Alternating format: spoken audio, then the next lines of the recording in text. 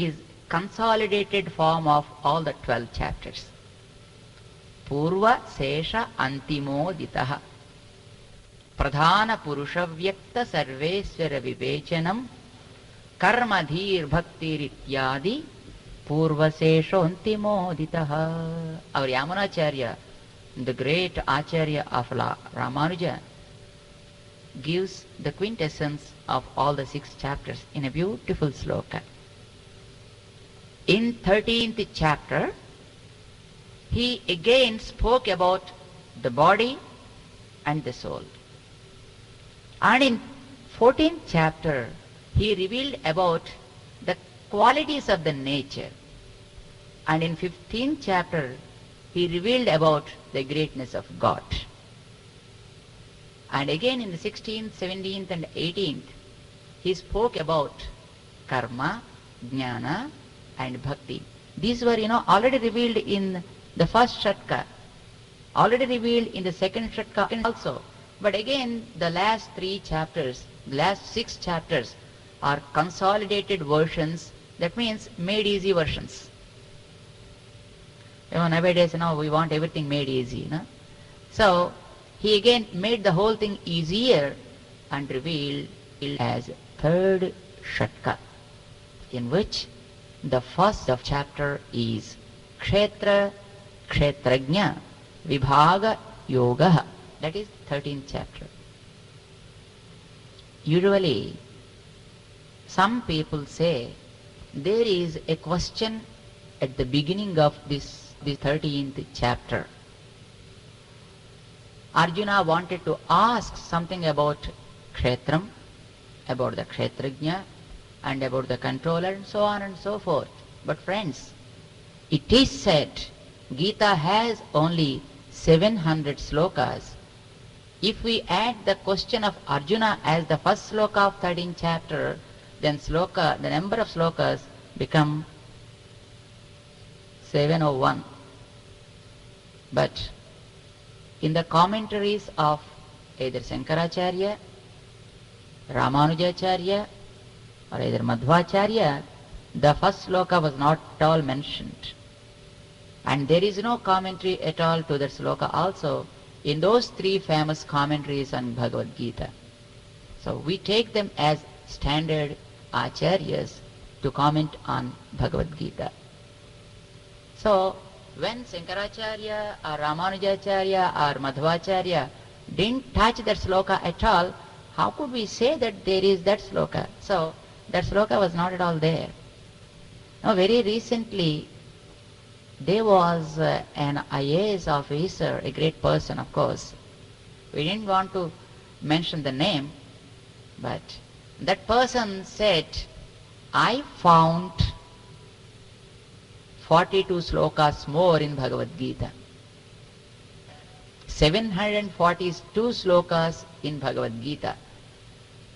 And in the introductory part of that Gita, he wrote, these slokas were not found either by Ramanujacharya or either by Shankaracharya or by Madhvacharya. I found those slokas, and so I am incarnation of the great sage Badarayana himself, Vedavyasa himself. So I want to reveal, like that, he wrote a Bhagavad Gita also, and he said that. But he gave that book to us personally. But when we have seen those slokas, they are so irrelevant to the context of the previous sloka and the later sloka. That's how few people might have included the first sloka as Arjuna's question towards Krishna. But Krishna spontaneously, even without Arjuna's question, started 13th chapter. The chapter begins with a wonderful sloka like this. Sri Bhagavan idam sariram kaunteya kshetramityabhidhiyate etadyo veti tam prahuhu kshetrajna iti tadvidaha. Hey Arjuna, idam sariram kaunteya. This is called sarira. kshetramityabhidhiyate. Its synonym is kshetra. Whoever knows about the kshetra is called kshetrajna. Who knows something about dharma is called dharmajna. Who knows something about morality, that is niti, is called nitigna. Similarly, who knows about this kshetra is called kshetrajna. Etadyo veti tam prahuhu. Whoever knows something about this kshetra is called kshetrajna. That is the first sloka of this 13th chapter of Bhagavad Gita. In this, first we have to understand about the name he gave to this. Idam Sariram. This is a Sarira. It has two names, my friends. We call it a Sarira. We call it a Deha also. But basing on the situation of the body, we shouldn't call it Deha always. And we shouldn't call it always Sarira also. When it is in a mood of growing, then we have to call it as Deha. But when it is deteriorating day by day, we call it is Sarira. Siryate iti Sariram, which is deteriorating. Diha upachaye, it's growing. So we call it is Deha. Some people say which is to be burnt is called Deha. Dahyate iti Deha. Somebody says so. No, but it's not right, my friends. Just for your information I say. The word will not form like that. And next, all the bodies are not being burnt. Some bodies are being buried. If the name to this came Deha because it is current, then the bodies who are being buried may not be called as Dehas, but we call them also as Dehas, The bodies of great people like sages, they are not being burnt. They should be buried. We call the place where we bury them as Vrindavan. So we have to stop calling them as Dehas, but we call it as Divya Deha. So when we say it is Deha, then it has a different meaning. Deha means Diha. Upachaye is the root with which we call these as Dehas. That means till a person reaches the age of say 30, 35 or so, we can call a Deha. After that, we have to call a Sarira. So, if we go to a person who is in his 50s and say, how is your Deham? That means, you are very heavy. It's not addressing him, it is putting some akshepa on him, So it's not right. We have to say that a Sarira, that this is Deha, which is in a mood of growing. Krishna says, Idam Sariram Kaunteya. All the bodies are prone to be deteriorated. If not today, but tomorrow. Then Krishna, why we have to pay any attention towards them? We need not take any care of this body because anyway they are going to be deteriorated. They are going to be, burnt. Krishna says, this is a kshetra, my friend. Kshetram is a field. Kshetram is a nice cultivable land. A cultivable land is to be used to grow something in it, to cultivate something in it. Basing on the qualities of the land, basing on the elements in that particular land, the person who knows about the quality of the land, then he grows something in it. If the land is having some quality, then he consults great people or the farmers, and then he brings a few seeds and then he sow them in that land. Then he cultivates. Some lands are used for cultivating paddy. Some lands are used to cultivate, wheat. Some lands are used to be are used to cultivate some leafy vegetables, or some are used to cultivate only a few things like grass and other things. Some dry lands will be there, some barren lands will be there, some fertile lands also will be there. You should know the quality of the land, and you have to grow something there. Even in deserts also, there are people to grow something, some sorts of foods, some sorts of fruits and other things, like khajur and other things, So, the person who is in need of something should know the quality of the land, and there he has to cultivate something. He has to get the fruit of that, and then he has to enjoy that. Arjuna, the person who knows about this kshetram is called kshetrajna. All we are kshetrajnas. Krishna clearly says that this is one object which we have to know, and a person who knows this object is another one, and the preacher who is revealing the secrets of these is another one. Just now we finished our Vishnu Sahasranama Stotra chanting, right? In the Falasruti, at the end of the Sahasranama Stotra, we chanted Vasudevatmakanyahuhu Kshetram Kshetrajnamevacha. Kshetra and Kshetrajna. This is Kshetra, and there is one who is called Kshetrajna. These two are Vasudeva Atmakani. Vasudeva is indweller, and he is the one who uses these two, and he is the one who dictates terms and conditions to both. So he is the ruler, and these should obey his orders, follow his recommendations, so that they get benefit of this. We souls are always under the control of God. In earlier chapters of Bhagavad Gita, that is in 7th chapter, in 8th chapter, Krishna revealed about these things. In the 7th chapter he said, "Oh Arjuna, I have two prakritis with me." That means I have two properties with me. One is called apara and the other is called para. Para prakriti, apara prakriti. Arjuna questioned, what are they?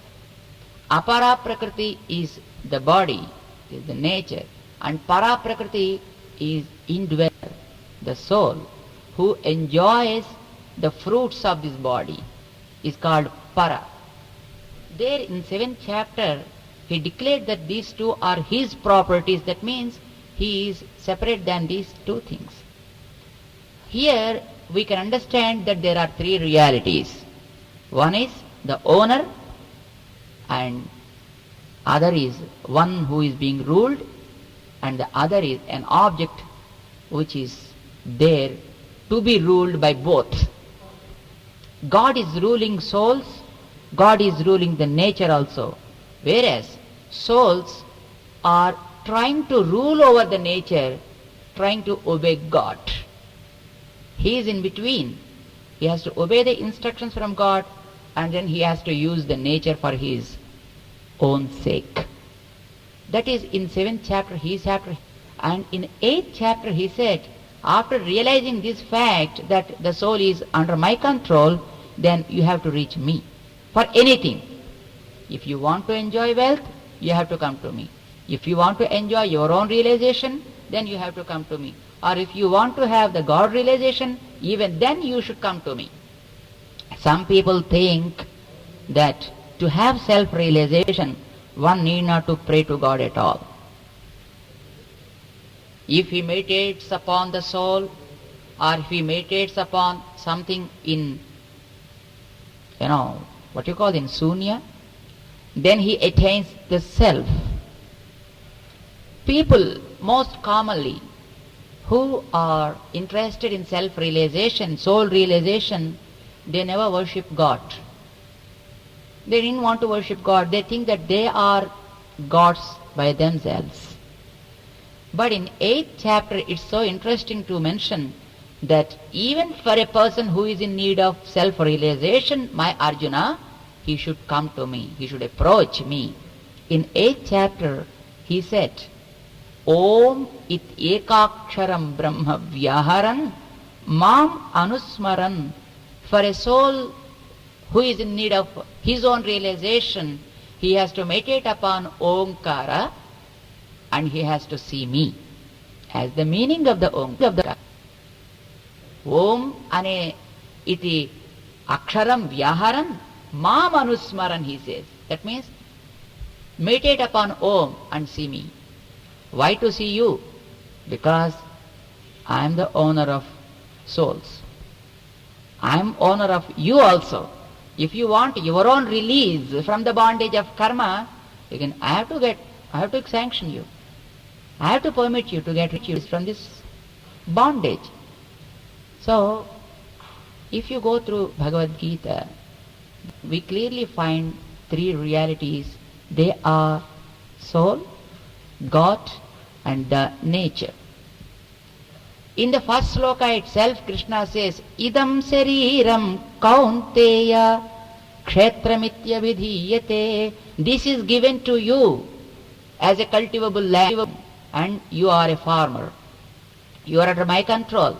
I dictate what is to be cultivated and how it is to be cultivated, and if there are any weeds, how they are to be removed, and how you have to nurture the plants, how you have to reap the fruits of it. All these things are dictated by God himself.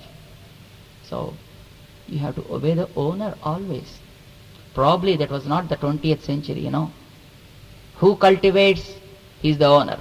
Cultivator is the owner. In our place, in Telugu, they say, Dunne vadide bhumi. Do you know that? Yaar cultivate panduvana avanadda in the field ella. Udalvanikke sottama nilam. That policy was not there, and it was not accepted at all by God in Gita. There is a person who is owning that. That's me. And you are a kshetrajna only. You have to know about it and you have to use it. So friends, this body is for us, it is given by God to do something with this. And not just mechanically doing something, you have to know about it also. Some people, they live just to eat food, to sleep, and to die one fine morning. But Krishna says, it's not the duty of a kshetrajna. Kshetrajna is the one who knows about this kshetra, a soul. It's not the duty of a man to just die like that. If he dies like that, he ignored his duty. So he is liable for punishment. No, Swamiji, it's very difficult to realize. It's very difficult to know. Still you have to try for it, at least try to understand, try to know about it. Whether you are able to understand it in total, it's fine. Even otherwise, you should, put your foot forward to know something about it. Etad yo veti. Your duty is to learn about it. Tam prahuhu kshetrajna iti tadvidaha. So the great people say that Krishna, when he wanted to praise someone, he never says that I am praising you. He imposes that on someone else, some great people. Because my friend, even great people will respect you. But when he wanted to punish someone, he directly says, avajananti mam mudhaha manushim tanumasritam. Like that, he directly curses. This is the policy of Vedas, my friends, In Taittiriya, a great Upanishad, it says, Asanne vasa bhavati asad brahmeti veda chet. Who whoever denies the existence of God, he is denying his own existence. Asanneva sabhavati, he becomes asat. And immediately again the same Upanishad, the Upanishad didn't want to praise another person who is a realized one with a mouth which is spoiled by cursing this guy. So then it says, Asti brahmeti chedveda santamenantato viduhu. Whoever accepts the existence of God, great people say that he is a sat, he is a son, he is a sant. So God says, Etad yo veti tam prahuhu iti tadvidaha kshetrajna iti. So great people accept that he is a kshetrajna, he is fit to possess the body. God here makes it very, very clear. If you are not interested to know about the body, about the soul and God, that fellow is unfit to be in this body. And in the next sloka again he says, Kshetrajnam chapi mam vidhi sarva kshetreshu bharata. This is an interesting sloka. Kshetrajnam cha api mam vidhi. Kshetrajnam means soul. Him also, he mentioned that also twice in that sloka. Kshetrajnam chapi mam vidhi. Sarva kshetra, in all these bodies, the indweller soul is mam vidhi, madatmakam vidhi. I am again indweller of all those souls. In 10th chapter and also in 8th chapter, Krishna revealed two things. The first one is, all these inanimate objects are under my control because I am indweller. That means Prithvi is under my control because I am supporting the earth. Water is under my control because I support water also as an indweller. Fire is also under my control because I am indweller. Again, the same thing was supported with his statement in 15th chapter. Yad adityatam tejaha jagadbhasayate akhilam yachandramasi yacchagnau tattejo vidhi mamakam. There he said all the elements, all the objects are under my control because I am indweller of all those things. In the 7th chapter, each element has its own peculiarity. Now Prithvi has a peculiar quality, smell. And water has a peculiar quality, taste. Fire has a specific quality, color. And Vayu has a specific quality, touch. And Akasha has a specific quality, a very, very essential quality, which is called hearing, Sravana. These are qualities only those elements possess. We can find these things only with those elements, not anywhere else. In 10th chapter, Krishna says all these elements are under my control, and in 7th chapter he declares that all the essential qualities of those elements are also under my control. Usually we people think that I possess this flower, but the fragrance of this flower is being possessed by flower only, not by me. No? I may support a flower, but not the fragrance. Fragrance is being supported by the flower. I may support a fruit, but taste is supported by the fruit. So fruit is under my control, whereas the taste is under fruit's control. These two things were clarified as they are under the control of Lord in 2 chapters. In the 10th chapter he says that fruit is under my control, whereas in 7th chapter he says that taste of the fruit also is under my control because I permit the taste, so it is under the control of fruit. If I won't permit, even the fruit also will have no taste at all. It cannot support it. So all the qualities, all the objects possessing that qualities are under my control. That means the whole nature and its qualities are under my control. I am indweller and I am supporter. Whoever supports and whoever rules, who uses that for his own sake, is called Seshi. In Sanskrit, there are two nice words. One is Seshi and the other is Sesham. What is Sesham? What is Seshi? If you take a figure like 20,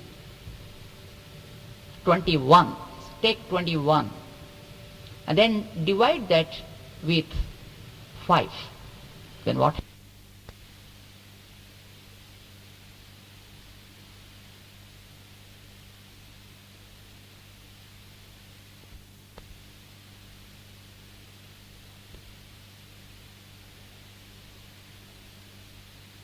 So we call it as Seshi. Krishna declares, I am the Seshi and the whole nature is my Sesham. Sesham means I am ruling, I am supporting, and for my sake only I do all these things. Vidheyam, adheyam, vividha. For any sort of purpose I can do that. Vividha viniyoga uchitam, we say. The nature is Sesham and the Lord is Seshi. We accept it with inanimate things, but not with animate things. We are animates. At times we accept someone as our boss, but to some extent. After that, we too have our own individuality. We too have our own independence.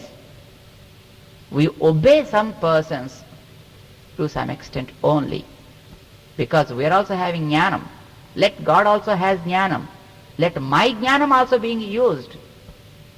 Somebody might say this statement, but God denied that. My friend Arjuna, a soul is using his knowledge because I permit the soul to use it. Kshetrajnam cha api mam vidhi. As kshetram is under my control, thus the kshetrajna is also under my control. Otherwise he has to mention also. When we say also, there was something else which is under his control. This is also like that. Nature is under the control of God, and the self, the soul, is also under the control of God only. Some people deny the real existence of soul than God. But in the second sloka of 13th chapter, God very clearly says that Kshetrajna is under my control. I am antaryami. I am dwelling in the soul to control him, to support him, and to enjoy all the fruits of the soul. Here is something interesting, my friends. Most of us, I think so many people, 99% I can say, Swamiji, God is not compassionate. God is giving us so many problems. If we face some problems, we try to throw them at God, saying that God is very, very partial. So he is allowing some people to enjoy, and he is punishing so many people with so many problems. No, but when something good happens, then he raises his collar and says, it is because of me I did this. So for good, he wants to steal the show, but for bad, he wants to throw the whole thing on God. This is something wrong. As you are throwing the responsibility on the shoulders of God for bad, if you throw the responsibility on God's shoulders only, even for the good you got, then he is really happy. Put the whole responsibility on him, he is happy.